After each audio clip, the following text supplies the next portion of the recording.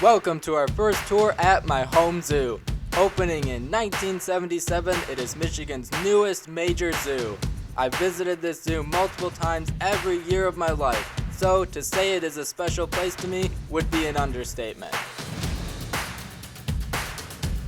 Ever since it opened in 1999, Wild Africa has been the premier exhibit at Binder Park Zoo, highlighted by a spectacular 18-acre savanna.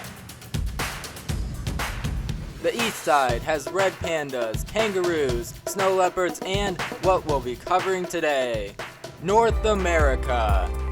This region of the zoo was first given this name just last year, and what's crazy is if you go back 10 years, there was no North American species in this area of the zoo.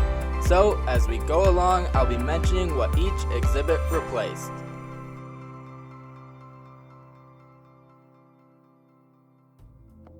We begin just past the Smith snow leopard encounter with a small bridge, but before completing your crossing, be sure to check out the scenic view from which you may be able to spot wild turtles, waterfowl, or even water snakes. On the other side of the bridge, you may notice some holes in the wood fencing. These used to look into what was the original home for the zoo's cheetahs, who have since appropriately moved to Wild Africa. When the cheetahs lived here, the main viewing area was elevated looking down into the exhibit, but in 2013 it was completely redone for American black bears. Tama, Coco, and Achek were found orphaned in Alaska as cubs and came to Binder Park in 2012. Although they are now about 10 years old, they are still quite playful and can often be seen wrestling together.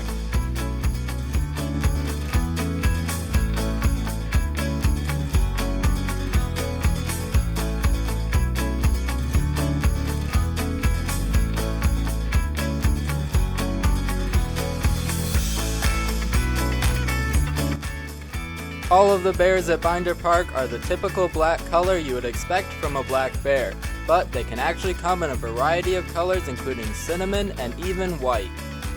Like most bears, they are omnivores, though depending on the region, as much as 95% of their diet may consist of plant matter, including nuts, fruits, and roots.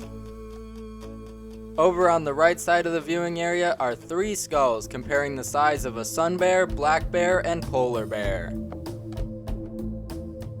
At this point, the pathway and wood seem to feel newer, and that's because they are.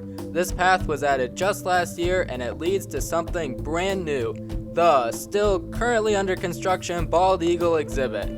I don't know exactly when this will be completed, but it will eventually be home to Uncle Sam and Kennedy, the zoo's pair of bald eagles who are currently living behind the scenes. Next up is another new exhibit, this one opening in the spring of 2021, the Buttendorp-Drew Wolf Den, which gave a much improved home to the zoo's Mexican gray wolves. Male Flynn, female Izzy, and their daughter Lucadora, who was born in 2019. Binder Park Zoo has been part of the Mexican gray wolf species survival plan for almost 30 years. Back in 1998, a female wolf born at Binder Park was released into the wild and became the first Mexican gray wolf to give birth in the wild in over 50 years. This information is shared on 2 TVs located above the large glass viewing windows, while a third TV shows a live cam overlooking the more private back corner of the exhibit, where the wolves may be hanging out if you can't spot them in the habitat. To the right of the first viewing point is a wall filled with information discussing the different subspecies of gray wolf in North America, as well as problems wolves are facing in the wild and how we can help. The pathway then extends the entire length of the habitat, offering a more complete view of what is now the second largest exhibit in the zoo. This exhibit took over a large yard for Mongolian wild horses, and in the past you were able to continue straight to the Swamp Adventure Trail, a nearly mile-long trail through Michigan's woods and wetlands.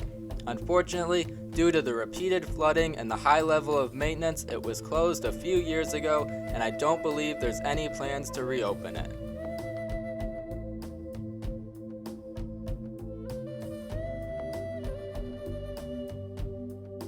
Our final stop is a tall, caged exhibit that for many years was home to white-handed gibbons, but in 2015 they were replaced with Casey and Carla, a sister pair of Canada Lynx.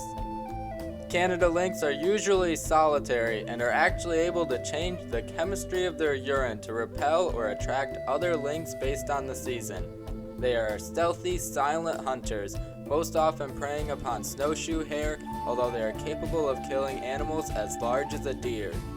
If you don't see them at first, be sure to look up, where you may find them in the trees showing off their adept climbing skills or even leaping from tree to tree.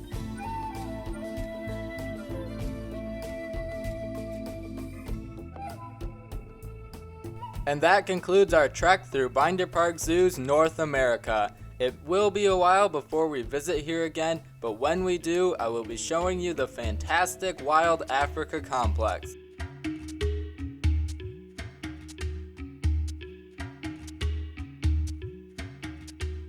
And although it won't be here, our next tour will take us on a journey to Africa.